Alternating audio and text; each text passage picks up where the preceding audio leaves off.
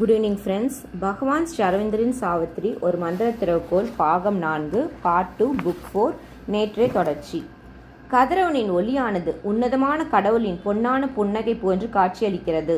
இயற்கையின் அனைத்து அம்சங்களும் அழகின் திருவிழாவினை குதூகலத்துடன் கொண்டாடி மகிழ்கின்றன. In this high signal movement of the gods, answering Earth's yearning and her cry for bliss, a greatness from our other countries came. Page number 353. வசந்த காலத்தின் இத்தகைய சுயவேளையில் உன்னதமானதோர் தெய்வீக தருணத்தில் புவியின் ஆனந்தத்துக்கான தேடலுக்கும் அவனது அழைப்புக்கும் இணங்கி உயர் உலகங்களின் மேன்மைகள் யாவும் ஒருங்கிணைந்த ஒரு அற்புதமான அம்சம் புவிக்கு இறங்குகிறது. A silence in the noise of earthly things immutably revealed the secret word.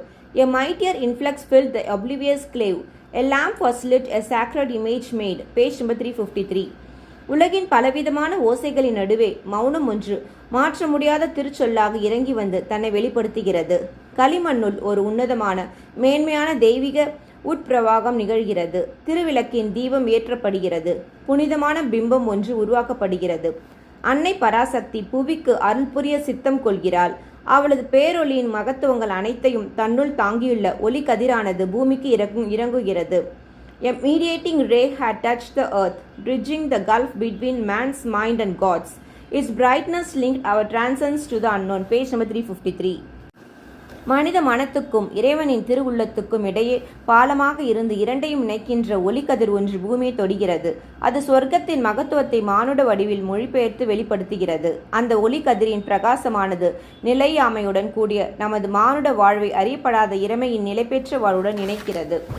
தன்னுடைய புனிதமான மூலத்தினை உணர்ந்ததாக விளங்கும் ஜீவன் ஒன்று புவியின் பூர்ணமற்ற வார்ப்பினுள் இறங்குகிறது. மானுடமாக பிறப்பெடுப்பதற்கு அந்த ஜீவன் வருத்தமுறவில்லை. அனைத்தையும் தனது விரிவான அமைதியான விழிகள் கொண்டு அது ஒரே சீராக நோக்குகிறது.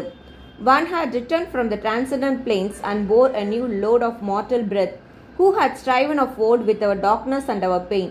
She took again her divine unfinished task, survivor of death and the ionic years.